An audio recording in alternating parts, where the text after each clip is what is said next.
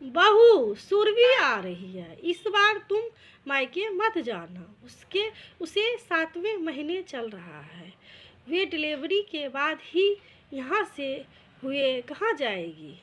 सास ममता जी ने उत्साहित होते सुनकर बहू वैशाली के हाथ काम करते करते रुक गए। सुरभि का नाम सुनते ही उसका मन कसेला हो जाता था और तब 3-4 महीने यहाँ रुकने आ रही है, वे भी डिलीवरी के लिए। आखिर क्या सोचकर यहाँ आ रही है कि उसकी भाभी उसकी सेवा करेगी, क्योंकि सासू माँ से तो काम होता नहीं था। वैशाली के चेहरे पर बदलते हुए भाव को देखकर ममता जी ने कहा, बहू मैं मानती हूँ कि तेरा सुरभि के तरफ से मन खट्टा है, पर वे इस घर की बेटी है, यहाँ नहीं आएगी तो कहाँ जाएगी। इससे पहले कि वैशाली कुछ कहती, उसकी बेटी परी रो पड़ी, इसलिए वह उसे संभालने के लिए अपने कमरे में आ गई और अपनी 1 साल की बेटी परी को गोद में लेकर चुप कराने लगी। तभी उसका पति सुमित नहाकर बाथरूम से निकल कर बाहर आया। अरे तुम आ गई, मुझे लगा कि परी अकेली है, इसलिए मैं फटाफट नहाकर निकला हूँ, सुमित ने कहा। पर वैशाली ने कोई जवाब नहीं दिया। उसे इस तरह चुप देखकर सुमित ने पूछा, क्या हुआ, तुम इतनी चुप चुप क्यों हो? तुमने बताया नहीं कि सुरभि आ रही है, वे भी अपनी डिलीवरी के लिए। वैशाली के मुंह से यह सुनकर सुमित के हाथ वहीं रुक गए। हाँ, कल मम्मी कह रही थी कि सुरभि का 7वां महीना चल रहा है, इसलिए वे डिलीवरी के लिए आएगी। तुम्हें लगता है मैं उसका ध्यान रख पाऊंगी, उसकी सेवा होगी? मेरे मन में सुरभि के लिए जरा सी भी जगह नहीं है, कैसे कर पाऊंगी यह सब? वैशाली एक ही सांस में यह सब बोल गई। हाँ, जानता हूँ कि तुम यह सब नहीं कर पाओगी, बिल्कुल भी नहीं कर पाओगी, और ना ही मैं तुमसे इतना बड़ा दिल रखने की उम्मीद करता हूँ, इसलिए मम्मी को कह दिया है कि एक बेड लगा ले। आखिर जैसी भी है बहन है मेरी, उसे आने से इनकार तो नहीं कर सकता। आखिर मम्मी का दिल दुखाने से क्या फ़ायदा, उन्होंने तो कुछ गलत नहीं किया था। सुमित ने समझाया तो वैशाली ने कहा, मैं उसके यहाँ आने से मना नहीं कर रही हूँ, पर याद रहे मैं उसका कोई काम नहीं करूँगी। मुझसे यह होगा भी नहीं। कल को भगवान ना करे अगर कुछ गलत होता है तो वह उसका इल्ज़ाम तक मुझ पर लगा देगी। मैं समझ सकता हूँ, पर वैशाली तुम परेशान ना हो, तुम बस परी को संभालो और घर के थोड़े बहुत काम संभाल लेना, उसे मम्मी और मेड संभालेगी। सुमित ने कहकर बात को वही खत्म कर दिया। इधर परी को संभालते हुए वैशाली को अपने पुराने दिन याद आ गए। सुरभि शुरू से ही नकचढ़ी ननद रही थी, ना ही खुद कोई मदद करती और ना ही मम्मी जी को मदद करने देती थी। उसके अनुसार तो हर काम बहू का होता है। बदतमीज इतनी थी कि किसी के भी सामने कुछ भी कह देती थी।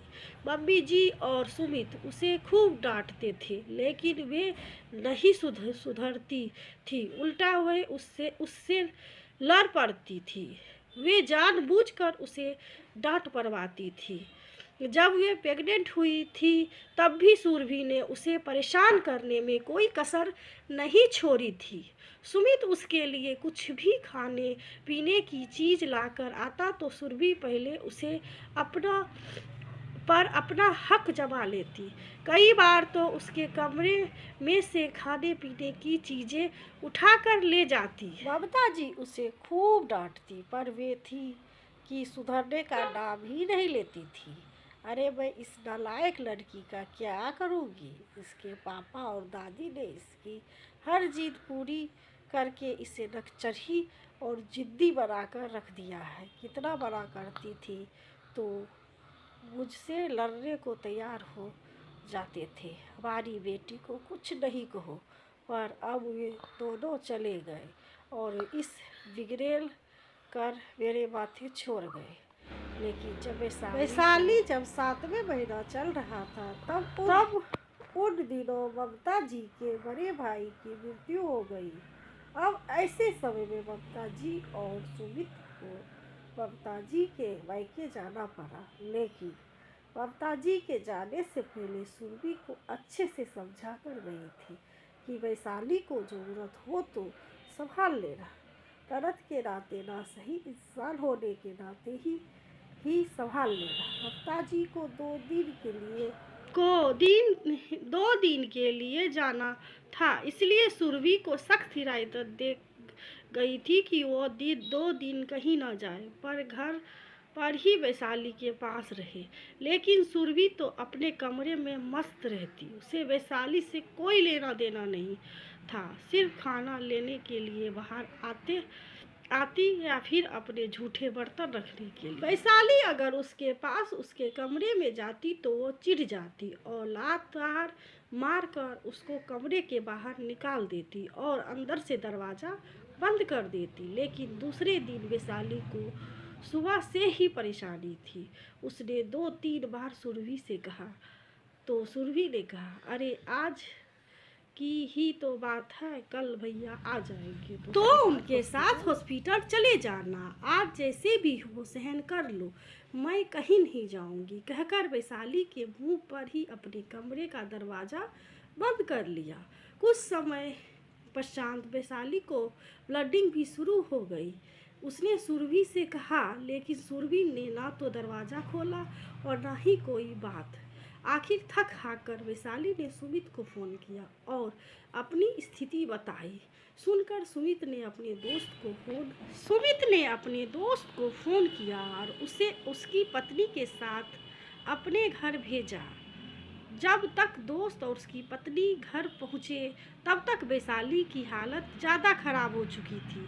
जैसे तैसे वे लोग हॉस्पिटल लेकर गए, लेकिन जब अस्पताल पहुँचे तो उसे पता चला कि बच्चा तो काफ़ी देर पहले ही अंदर ही ख़त्म हो चुका है। इस कारण से ट्यूबर्स में इन्फेक्शन भी हो गया है और गया हो तो ट्यूबर भी निकालना पड़ गया। वैशाली सदमे को झेल नहीं पाई और उसके मन में सुरभि के लिए नफरत समा गई। इसलिए जब सुरभि की शादी हुई तब भी उसने कोई उत्साह नहीं दिखाया।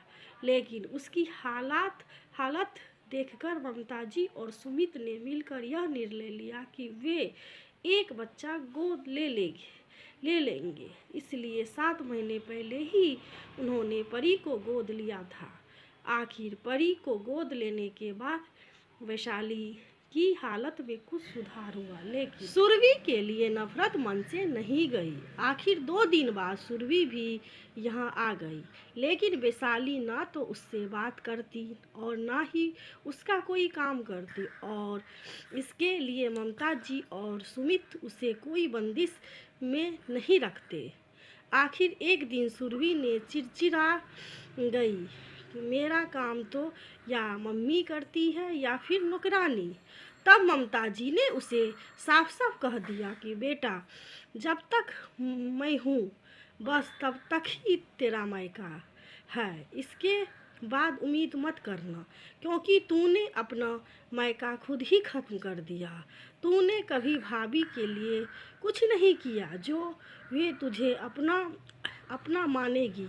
उल्टा जो था तूने वह भी बिगाड़ दिया। आखिर सुरभि उसके आगे कुछ कह नहीं पाई।